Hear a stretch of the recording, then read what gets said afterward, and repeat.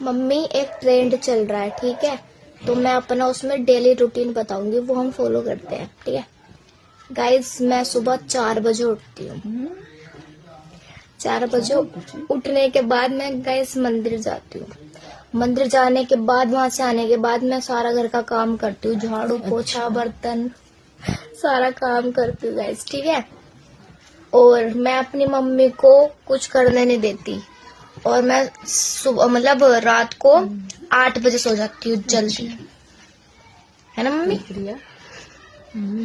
अच्छा, तू ही तो मुझे चाय बना कर देती है। हाँ गाइस, मेरी मम्मी बैठी रहती है और मैं अपनी मम्मी को बेड पे चाय पिलाती हूँ, सब कुछ करके देती हूँ। बहुत अच्छी है, चाय बना कर पिलाती है। गाइस मैं सारा काम मैं करती हूँ, मेरी मम्मी। झूठ है, झूठ है।